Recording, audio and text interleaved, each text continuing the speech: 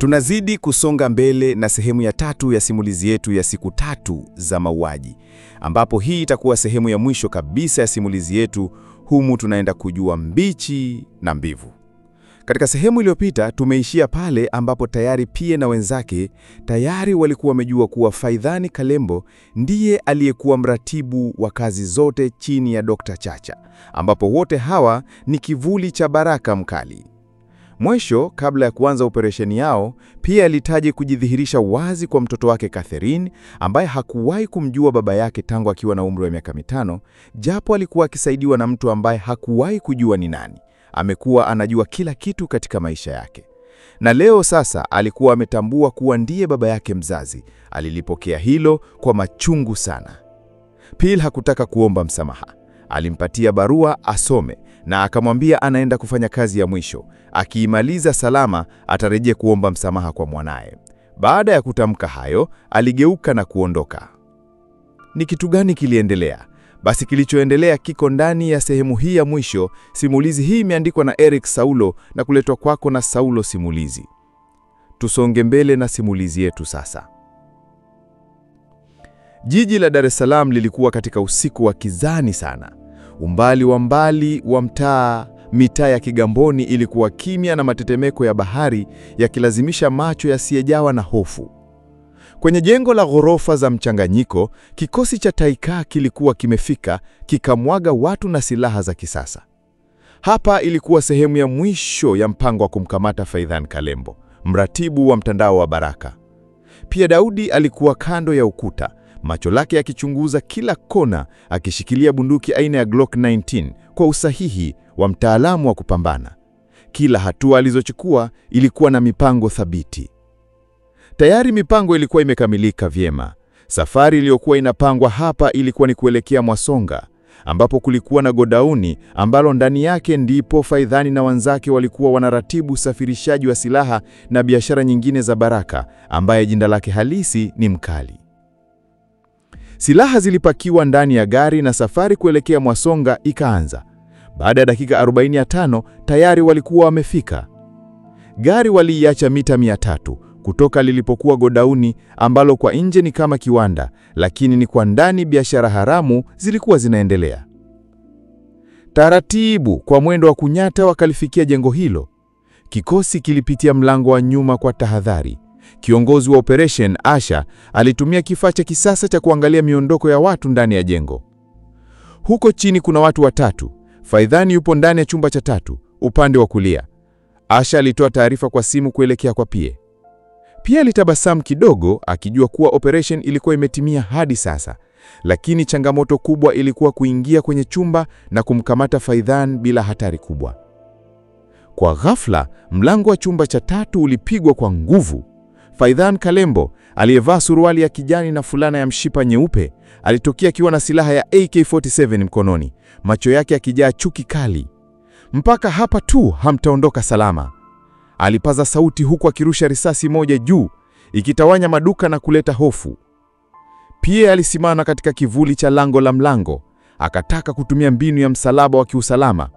Na huku alikuwa na tamaki kuwa Faidhani amefahamu vipi uwepo wao. Alikimbia kwa mwelekeo wa kulia, akazama katika giza la ukuta, kisha akaluka kwa kasi kuelekea alipo Faidhani, huku akipiga risasi 3 za onyo kando na miguu ya Faidhani. Faidhani alitetemeka kwa ghafla.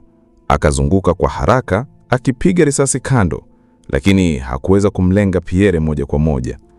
Wafuasi wa Faidhani walianza kujitokeza kutoka katika giza la chumba hicho, wakichanganya silaha na sauti za risasi zilizokuwa zikichezea hewani. Asha alitumia kifaa chake cha mawasiliano kumwelekezea Pierre, "Zingatia mlango wa nyuma, kuna mlango mwingine unaoelekea katikati ya jengo. Nataka nikupe msaada wa wapiganaji 2 wa kitaalamu kwa njia hiyo." Mamia ya risasi na miguu ilisikika ikihama kwa kasi. Pierre alikutana na wenzake 2, Kibone na Samia, wakiwa wamevaa mavazi ya kivita na silaha za M4. "Pierre, tumekuja na nguvu. Tuifanye kazi kwa umoja. Hii haitakuwa rahisi," Kibona alisema kwa sauti ya utulivu lakini yenye msisimko. Pierre akajibu kwa haraka, "Tujenge muungano wa vichwa, msikubali kupoteza nguvu za mguu." Wote watatu waliruka ndani ya chumba cha tatu kwa usawa wa ujuzi.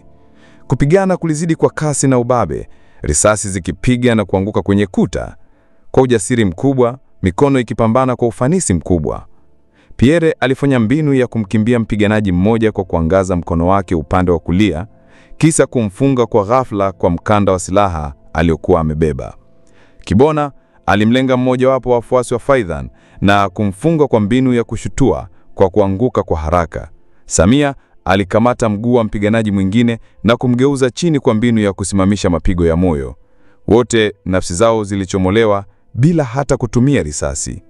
Baada ya dakika 10 za mapigano makali, Faidhan alipigwa teke zito na Pierre, teke lililotua kwenye chemba ya kifua na kumrusha mbali. Na huku tayari alikuwa amejeruhiwa mguuni na majeraha ya risasi. Alipoona amepoteza nafasi, akaamua kushambulia moja kwa moja. Hiyo ilikuwa ni baada ya kuona AK-47 pembeni alipokuwa amedondokea. Alizoa haraka na kuikamatilia. Alionyesha umahiri wa kupambana kwa kutumia AK-47. Alifyatua trigger na kuanza kumimina risasi kwa Pierre.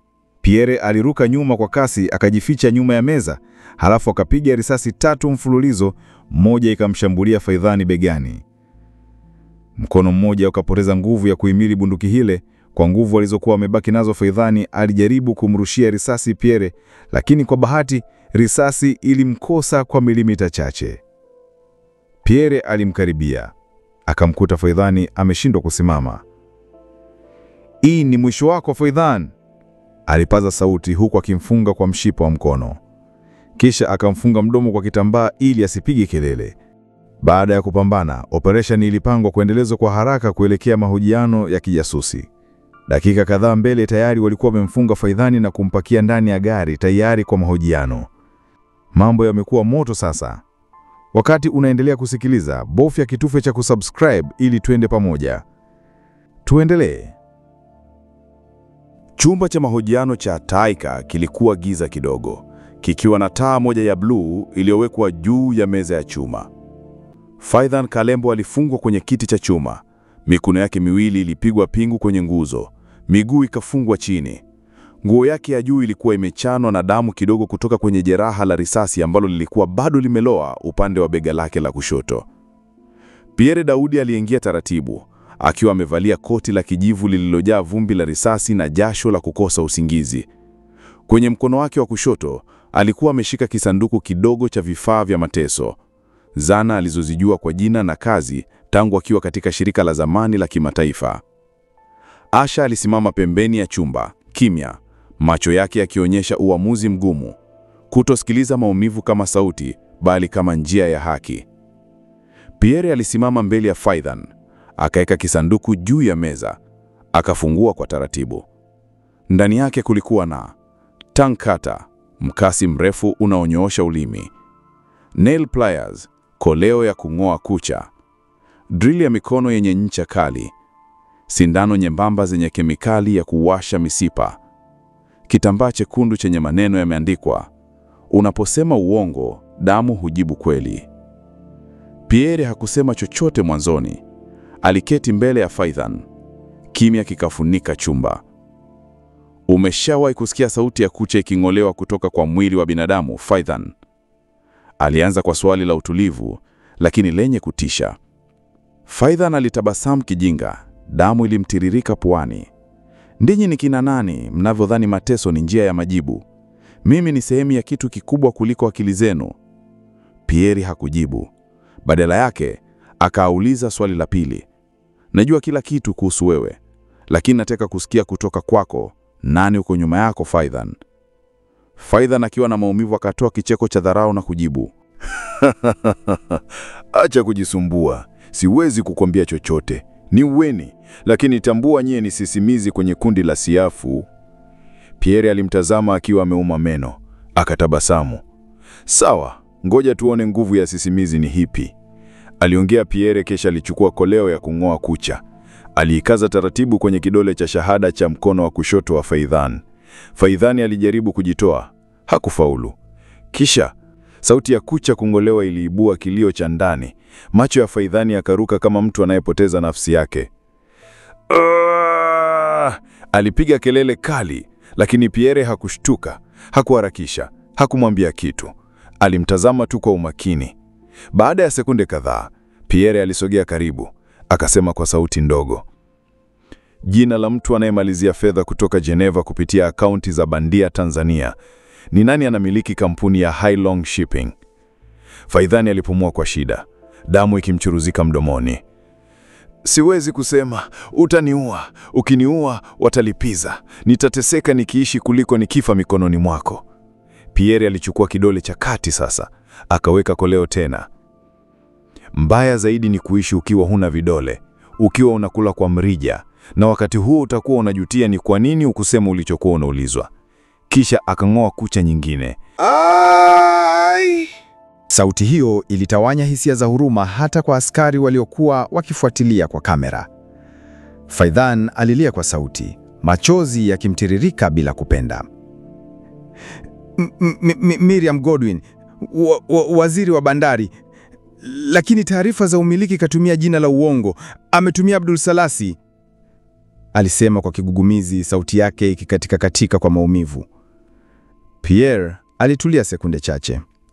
Akapumua kwa mapana. Kazi nzuri. Nilijua hawezi kukosa. Tunaendelea, alisema kwa baridi. Kisha akatoa drill ndogo ya umeme, akaichomeka kwenye umeme na kuiwasha. Akaisogeza hadi mbele ya jicho la kulia la Faidhan. Na sasa, nani anamtumia Bi Mariam Godwin? Nani anachukua fedha hizo na kuzipeleka Geneva? Sitaki jina la shirika. Nataka mtu mmoja, alisema taratibu. Faidhan alitetemeka, jasho lilimwagika, macho yake yakatoka kama ya mtu aliyeshuhudia kaburi lake likifunguliwa. Ni Chacha, Silvano Chacha, ndiye anayetoa maagizo. Huyu mtu hajawahi kuwa mwema kabisa. Anaingia mikataba na maadui wa taifa. Huwezi kumgusa. Ana kinga, ana watu wake kila kona, hata rais hajui, alisema huku akilia. Pierre alimtazama kwa sekunde 10, kisha akafunga kifaa chake, akainuka taratibu. Nimetosheka kwa sasa, nitarejea tena baadaye, aliongea Pierre. Asha akamfuata akimuuliza kwa sauti ya kutetemeka, umempa nafasi ya kuishi? Pierre alijibu taratibu, hii ni vita ya vichwa, sio mioyo. Ana kazi nyingine mbele. Ataishi kwa muda mfupi, kama kivuli kinachobeba ushahidi. Naelekea kwa Dr. Silvano Chacha, aliongea Pierre akiwa anapiga hatua kufuata mlango wa chumba kingine. Daudi, unaenda mwenyewe? Hii ni hatari, aliongea Asha akiongesha wasiwasi mkubwa usoni mwake. Silvano atakuwa na mshangao wa kuniona, lakini hatoweza kufanya chochote maana hatakuwa hajajipanga, aliongea Pierre. Hapana Pierre, lazima nikupe kivuli. Kibona atakuwa nyuma yako, lakini usizime simu yako, nitakuwa na kufuatilia kwa ukaribu, aliongea Asha kwa msisitizo wa kijasusi. Daudi alimtazama kwa sekunde kadhaa, kisha akatengeneza tabasamu usoni mwake, akanyanyua mkono na kumpatia Asha kama salamu ya makubaliano. Leo tunamalizana na mzizi huu, hakuna mzizi utakaosalia kwenye shina, aliongea Daudi kwa msisitizo. Sina muda wa kupoteza, nahitaji kujua ulinzi na madhari yote ya nyumba ya Silvano Chacha, nataka kujua kila kitu. Hilo ni swala dogo Pierre, dakika 10 ni nyingi, nitakupa taarifa zote kupitia simu yako. Tangulia, kivuli kinafuata nyuma yako, aliongea Asha akiwa na keti mbele ya kompyuta yake na kuanza kuibofya. Dakika 25 mbele, gari dogo jeupe aina ya Subaru Forester lilikuwa likielekea Masaki kwenye barabara ya Haile Selassie, likielekea kwenye makazi ya kifahari ya Dr. Silvano Chacha, mtu ambaye sasa jina lake limechorwa kwa damu kwenye orodha ya Pierre. Ndani ya gari, Pierre Damji alikuwa kimya, moyo wake haukupiga kwa hofu, bali kwa utulivu wa mtu anayejua hatarini anakokwenda. Alikuwa amevaa mavazi meusi yaliyomwezesha kuingia bila kugundulika, huku kifua chake kikiwa na bastola ya kimya kimya, na mguuni kisu dogo la chuma safi la kazi ya karibu. Simu ya mkononi ililia kwa ujumbe mmoja. Alifungua ujumbe na kuusoma. Saa 5:27 usiku ndiyo muda sahihi. Chumba cha siri kipo upande wa chini wa maktaba ya kibinafsi. Chacha huwa analala juu, lakini walinzi wapo watatu. Mmoja anachukua kahawa kila dakika 20. Dirisha la nyuma lina mwanya wa kuingilia. Tayari nimeingia kwenye mfumo wa kamera za usalama, ziko down. Good luck Pierre. Jumbe ulitoka kwa Asha. Ujumbe mwingine ukaingia kutoka kwa Asha. Ulikuwa unampa maelekezo ya nini cha kufanya baada ya kuingia kwenye maktaba ndogo ndani ya nyumba ya Chacha. Pierre alitabasamu kidogo. Akasema kimya kimya, napenda kazi iliyopangwa vizuri. Dakika 45 baadaye, ndani ya makazi ya Dr. Chacha, Pierre alikuwa tayari ameuvunja ukimya wa usiku. Aliingia kupitia dirisha dogo nyuma ya jumba, akiwa amewazima walinzi wawili bila kuua. Akawapulizia dawa ya kupoteza fahamu, kisha kuwafunga. Mlinzi wa tatu alienda kuchukua kahawa saa 5:26 bila kujua kuwa hiyo ndiyo nafasi yake ya mwisho kuishi. Ndani ya nyumba, kila kitu kilikuwa kimya. Makochi ya ngozi, madirisha yenye mapazia mazito, vinyago vya kifahari na kamera za ndani zilizozimwa na Asha, mtaalamu wa teknolojia. Vyote vilikuwa kwenye mikao ya kuvutia. Pierre aliteremka kwa utulivu kupitia ngazi, akaelekea maktaba kubwa iliyokuwa na vitabu vya historia, siasa na vita. Kwenye kona ya mwisho kulikuwa na kabati la vitabu vilivyopangiliwa kwa herufi S mpaka Z. Alivuta vitabu vitatu vya mwisho upande wa kulia kama alivyoelekezwa, na ukuta mdogo wa mbao ukasogea nyuma, ukafungua mlango wa siri. Ndani kulikuwa na chumba kidogo cha giza kilichojaa skari za karatasi, faili kubwa, ramani za miamala ya fedha, picha za watu mbalimbali maarufu. Na katikati ya chumba alisimama Daktari Silvano Chacha, akiwa amevaa nguo ya kulalia yenye hariri ya buluu na koti la pamba juu yake. Alikuwa ameshika glasi ya diwani mkononi na bastola ndogo mezani. Wewe kweli ni mzuri kuliko nilivyodhani, Daudi Mshana. Nimekuwa na kusubiri, nilijua utakuja, alisema kwa tabasamu dogo, akinywa mvinyo wake, na huku uso wake haukuwa unaonesha wasiwasi wala mshtuko kabisa. Pierre hakumjibu mara moja. Alitembea hadi katikati ya chumba akisema, majibu yote niliyotaka sasa ninayo. Sasa nimekuja kwa ajili ya kitu kimoja: usaliti wako kwa nchi hii na kwa maisha ya mamilioni ya watu wasiojua hata jina lako. Chacha alicheka, kicheko cha ujeuri na jeuri ya mtu anayeamini bado yuko juu ya sheria. Ulikuja kama kivuli, lakini mwanga wangu ulikumulika kwa kasi sana, eti mwanafunzi wangu wa miaka 5 nyuma. Ukajitambulisha kama Daudi Mshana. Daudi Mshana? Ujio wako ulinitia wasiwasi kwenye maisha yangu. Nilijua lengo lako. Pierre Daudi, jasusi msahafu, aliongea Daktari Silvano Chacha kwa tabasamu, kisha anaendelea kuongea. Pierre, mimi nakufahamu vyema kabisa, lakini wewe bado haujui chochote. Mimi si adui. Mimi ni mjenzi wa mfumo mpya. Dunia hii haitawaliwi na wanasiasa au majeshi, bali fedha na taarifa. Na mimi ndiye daraja kati ya hivyo vitu viwili. Daudi alitabasami kwa uchungu. Daraja lililotengenezwa kwa damu ya watu, kwa misiba, kwa maamuzi ya kichawi. Pierre alijibu, na nani anayethibitisha hilo? Chacha alisogea karibu, sasa akiwa umbali wa hatua 4 kutoka kwa Pierre. Mahakama, polisi, hawaoni bila rushwa. Raisi, na kama rais wako anashindwa hata kupambana na mihadarati sokoni, wewe unafikiri risasi zako zinaweza kubadilisha mfumo huu? Pierre alitoa bastola pole pole, kisha kwa haraka akaielekeza kwa Chacha. Risasi zangu hazibadilishi mfumo, lakini risasi moja inaweza kumaliza kichwa cha sumu, alizungumza akiwa anajiandaa kubofya trigger. Lakini kabla hajapiga, mlipuko mkali ulitokea juu ya paa na jumba. Ukuta ulipasuka ghafla upande wa kushoto wa chumba hicho. Moshi mwingi ulijaa. Pierre alirushwa pembeni na mshtuko. Watu waliovaa mavazi meusi na silaha kali waliingia haraka. Walikuwa watatu. Mmoja wao alimpiga Pierre kwa kifuani kwa ngumi nzito ya bastola, akamdondosha sakafuni. "Mtu huyu hauawi. Mnataka nini?" Chacha aliuliza kwa hasira.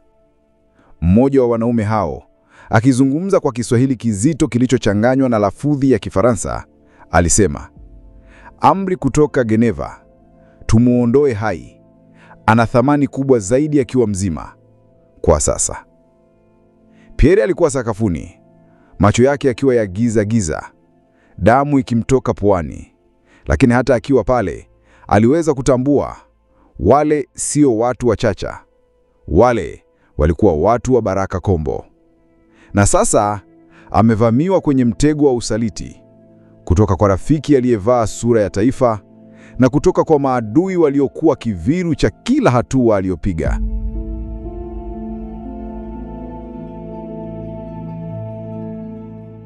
Macho ya Pierre alifunguka taratibu. Mwanga wa kijani wa taa za LED ulikuwa unamchoma macho.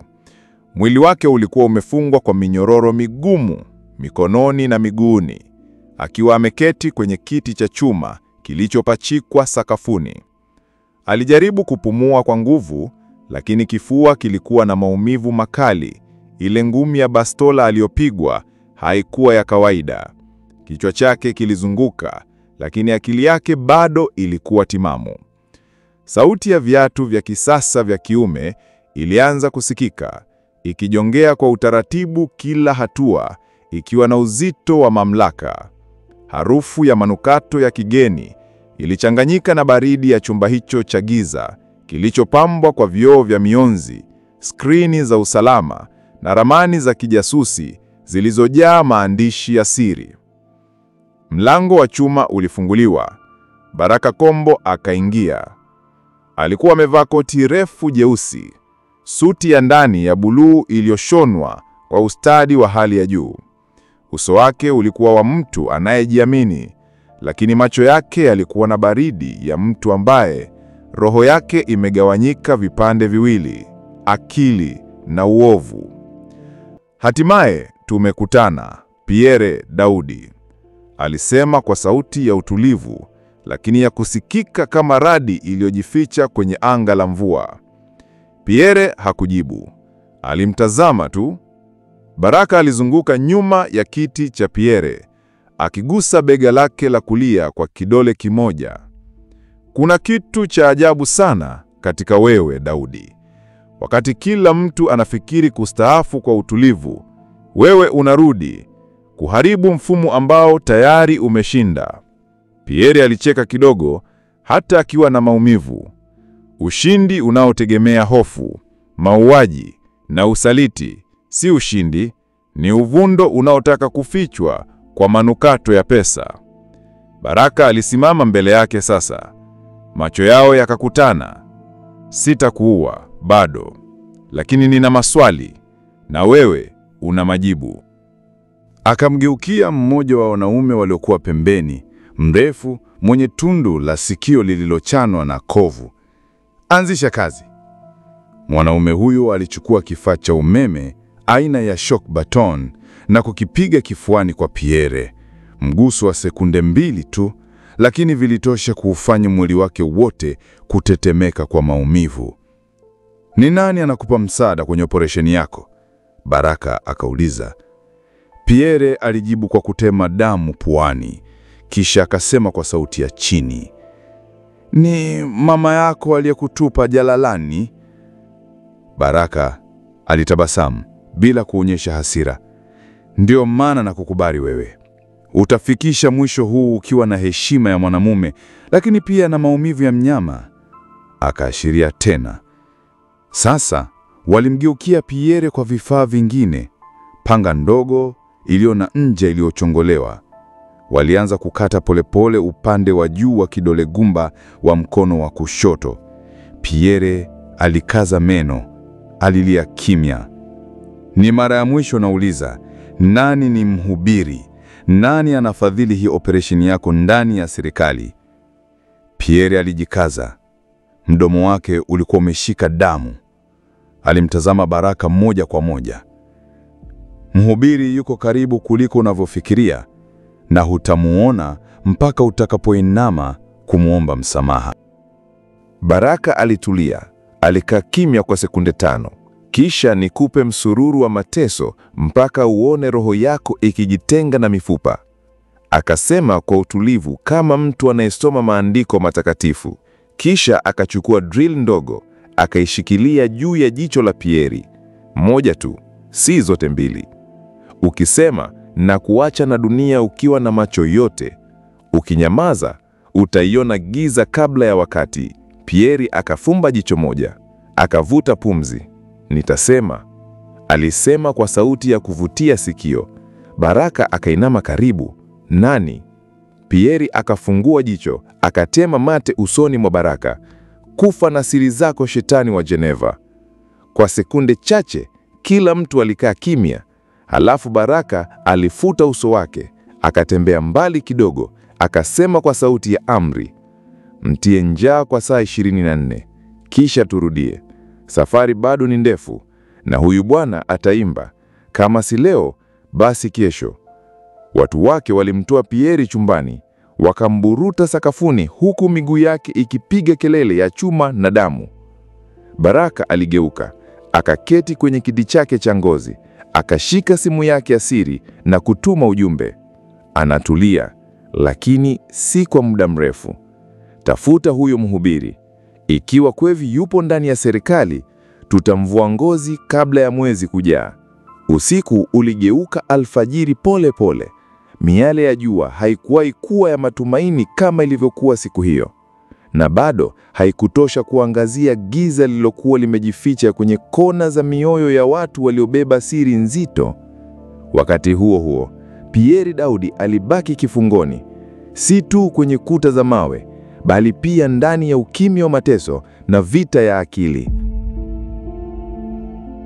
Ndani ya kituo cha siri cha Baraka, Kisarawe, Pwani, Pierre alirudishwa tena kwenye chumba kile kile. Mwili wake ulikuwa umefungwa kwa minyororo laini lakini zenye nguvu. Miguuni alikosa nguvu, mkono mmoja ulikuwa umevimba, na jeraha la upande wa jicho lilitoa usaha mwepesi. Midomo yake ilikuwa imevunjika kidogo, lakini bado macho yake, yale macho yaliyoshuhudia vifo vingi kuliko maisha, yalikuwa na uhai wa mtu ambaye hajakata tamaa. Lakini leo hakuwa peke yake. Asha aliketi kwenye chumba kidogo cha udhibiti ndani ya gari maalum la kijasusi lililokuwa limeegeshwa takriban mita 500 kutoka eneo la kizuizi. Aliwaongoza watu wake wawili waaminifu, Kibona na Samia, waliovaa mavazi ya uokoaji ya kisasa yakiwa na kifaa cha kuchanganua mionzi ya usalama.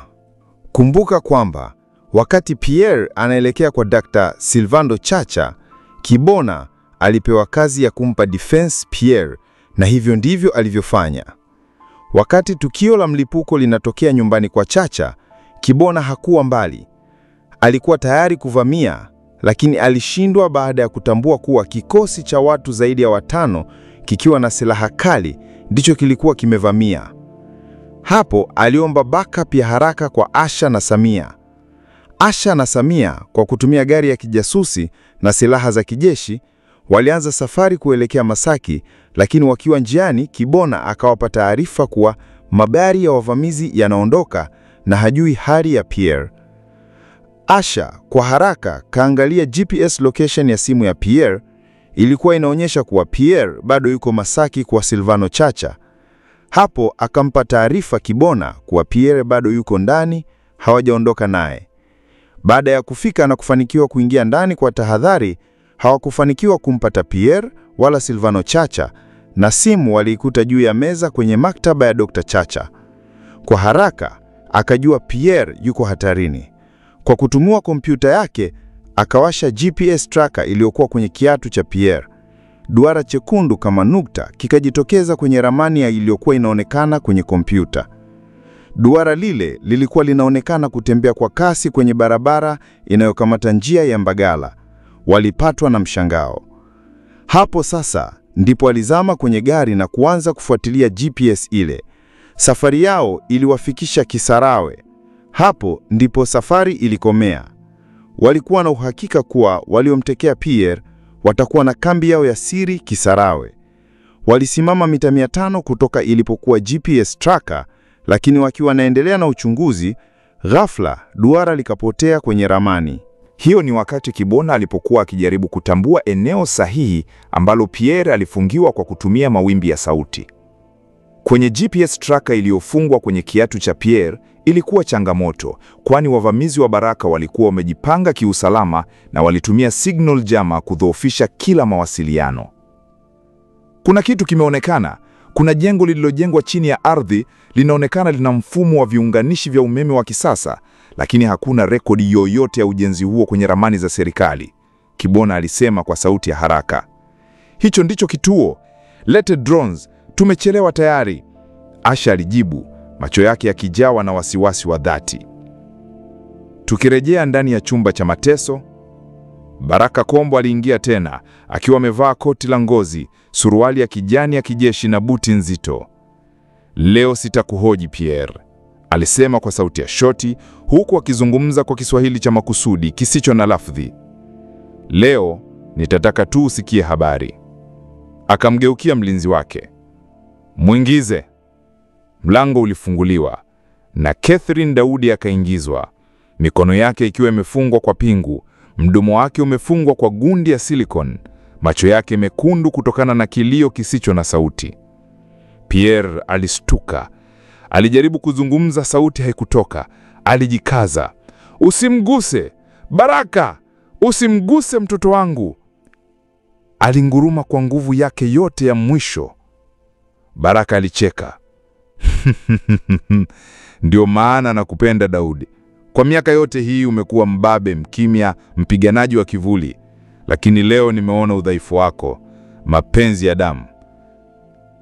Akasimama mbele ya Catherine, akavuta kisu dogo cha kijani chenye ukali wa moto.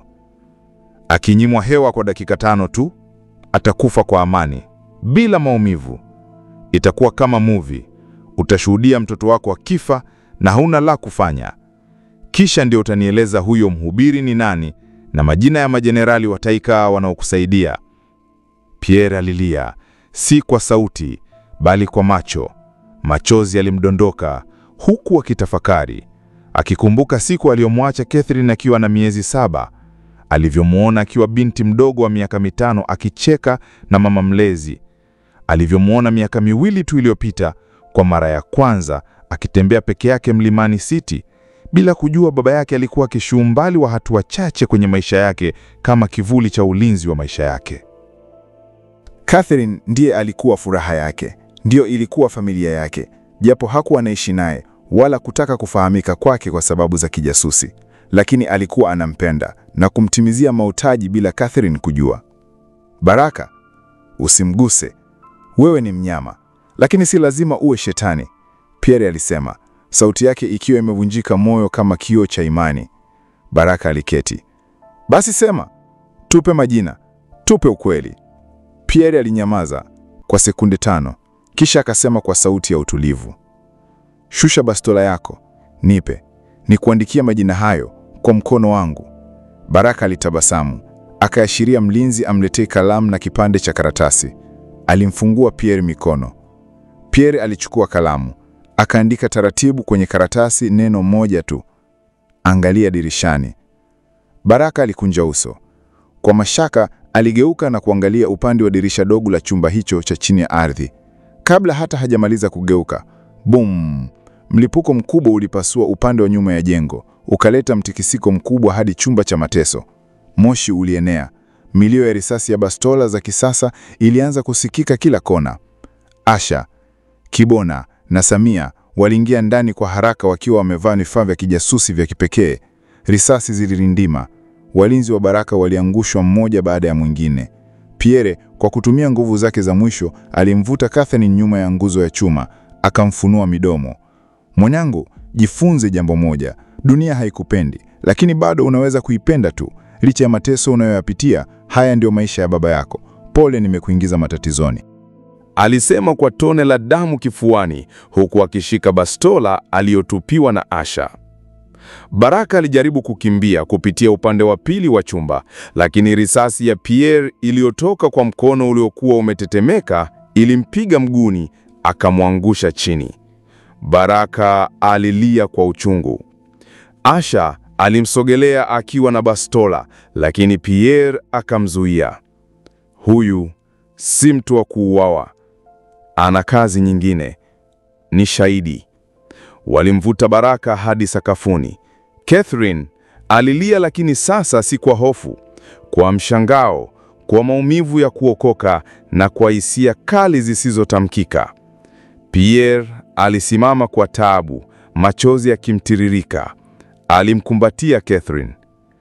Samani kwa kila mwaka uliopita bila kujua mimi ni nani, aliongea Daudi. Nimeshakusamehe baba, ni bora nimejua kuwa uko hai. Nilikuwa na mzigo mzito wa kufahamu wazazi wangu walienda wapi, ni kwa nini naishi bila chimbuko, lakini leo nimeutua huo mzigo. Nitaujua ukweli kwako baba, aliongea Catherine akitokwa machozi ya furaha. Asante kwa kunisamehe mwanangu. Natamani kuanza ukurasa mpya wa maisha yangu nikiwa na wewe mwanangu. Niachane na maisha ya ujasusi, kisha nikuonyeshe furaha ya kuwa na baba.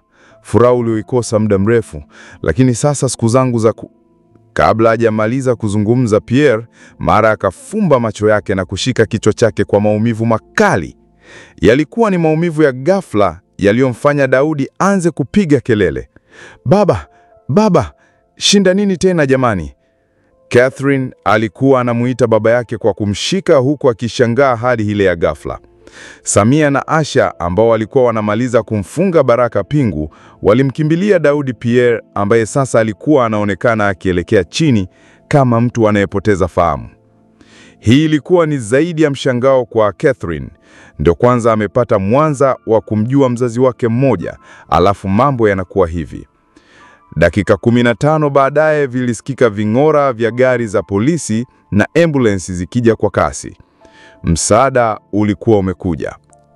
Siku iliyofuata, saa 4 asubuhi, jua lilikuwa limeanza kuangaza juu ya anga ya jiji la Dar es Salaam. Lakini ndani ya hospitali ya kijeshi ya Taika iliyopo Oyster Bay kulikuwa na utulivu mzito. Harufu ya dawa, mashine za upumuaji na sauti za daktari wa zamu zikielekeza wauguzi zilikuwa sehemu ya mdundo wa maisha mapya. Ndani ya chumba cha wagonjwa maalum, Pierre Daudi alikuwa amelazwa akipumua kwa msaada wa mashine. Sehemu kubwa ya kifua chake ilifungwa bandeji. Mkono wake wa kulia ulikuwa kwenye plasta ngumu na jicho lake la kushoto lilifunikwa kwa kipande kidogo cha pamba nyeupe. Pembeni ya kitanda chake alikaa Catherine Daudi akiwa kimya. Alishika mkono wa baba yake ambao licha ya joto la mwili kupungua bado ulionyesha uhai wa shujaa. Hakukuwa na maneno. Aliangalia uso wake akijaribu kumkumbuka zaidi ya alivyoonekana kwa nje. Akimkumbuka kwa sauti aliyoisema kabla ya kuanguka, kwa uso wake wa huzuni uliojaa mapenzi, na kwa ujasiri wake wa kumtoa kutoka kwenye tundu la mauti. Tayari alikuwa ameelezwa tatizo lililokuwa linamsumbua baba yake. Alikuwa na kansa ya ubongo, lakini alikuwa ameahidiwa matibabu makubwa ya kumwongezea siku za kuishi kama sio kupona kabisa. Asha aliingia taratibu chumbani, akiwa amevalia sare ya kawaida ya Taika. Alikaa kando ya kitanda, akasema kwa sauti ya chini, Pierre atapona, lakini atahitaji muda mrefu wa kupona kabisa. Umeonyesha ujasiri wa kweli Catherine. Sio kila mtoto angehimili aliyokutokea. Catherine ya kuongea. Alikaza tu mkono wa baba yake zaidi. Asha aliendelea. Baraka Kombo yupo chini ya ulinzi mkali. Kwa mara ya kwanza tutakuwa na ushahidi hai dhidi ya watu wakubwa waliouza nchi kwa wageni kwa miaka mingi. Bi Miriam Godwin, Silvano Chacha na wengine wote wako kwenye orodha ya mahojiano na hakuna atakayetoka salama. Wote wataishia gerezani. Akaweka mkono wa faraja juu ya bega la Catherine. Na kuhusu wewe, una historia ndefu sana na baba yako. Najua una maswali mengi ya kuuliza. Ni wapi alipo mama yako? Ni kwa nini baba yako alikutenga? Lakini tambua, haikuwa rahisi wewe kuishi mpaka leo. Ni kwa nguvu ya Pierre. Japo hakuweza kumlinda mama yako, lakini toka mama yako alipofanywa mauaji ya kutisha kule Arusha, ambapo ndipo nyumbani kwenu, Daudi aliishi kuijutia siku hiyo ambayo nyote mlibidi kufa. Lakini baba yako alipambania uhai wako. Alipigwa risasi nyingi kwa ajili yako usife. Ulikuwa na miezi 7 tu. Alikuwa anasimulia Asha. Simulizi hiyo ilionekana kumgusa Catherine mpaka ndani. Hakukujua ukweli wowote kuhusu walipo wazazi wake. Baba yako alifanikiwa kukimbia na wewe mbali sana. Baada ya kupona majeraha, aliamua kukupeleka kwenye kituo cha kulelea watoto yatima, ambapo ulilelewa mpaka leo umekuwa mkubwa. Lakini siku zote baba yako alikuwa karibu yako. Hakutaka kujidhihirisha kwako, maana alijua bado anaandamwa na watu wabaya, watu ambao aligusa maslahi yao hapa nchini, na wao wakataka kumfanyia unyuma. Catherine, baba yako anakupenda sana. Alimaliza hivyo kusimulia Asha. Alimfuta Catherine machozi. Catherine alimtazama baba yake kwa macho ya huruma sana. Alikiri kweli, baba yake alikuwa mpambanaji. Catherine alijikuta akilia kimya kimya. Lakini hakulia kwa huzuni tu. Alilia kwa fahari. Wiki 2 baadaye, mahakama ya kisiasa ya Jamhuri. Vyombo vya habari vya ndani na nje vilifurika. Kamera zilipigwa kila kona. Dr. Baraka Kombo, akiwa amefungwa pingu mikononi na miguuni, alisimama kizimbani akiwa ameambatana na mawakili wake. Pierre aliketi nyuma ya chumba, akiwa na miwani meusi na bastoni ndogo ya kusaidia kutembea. Tayari alikuwa amenyanyuka kitandani baada ya matibabu makubwa aliyokuwa ameahidiwa na serikali. Asha na Catherine walikuwa upande wake wa kushoto. Hakukuwa na hofu tena, hakukuwa na usaliti wa ndani.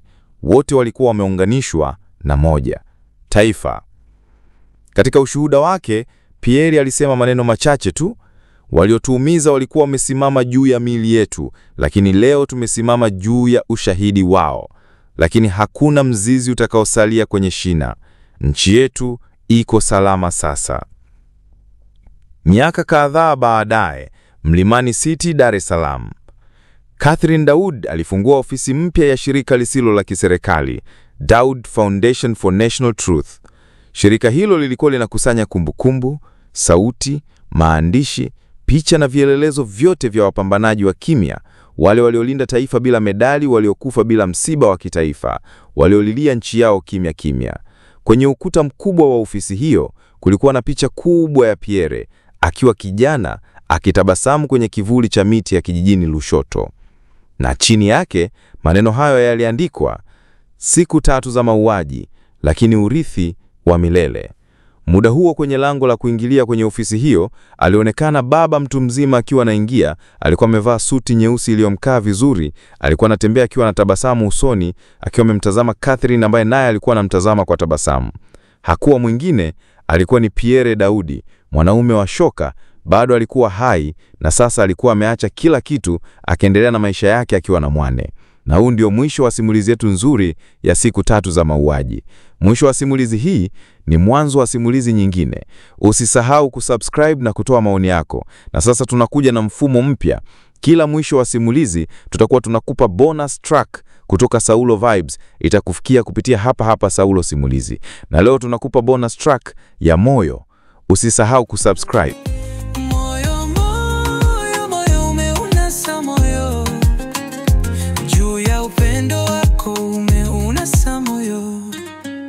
Nipelekwe kwa Pilato, nabeba dhambi zako, maana jua ni mimi huo uzuri wako.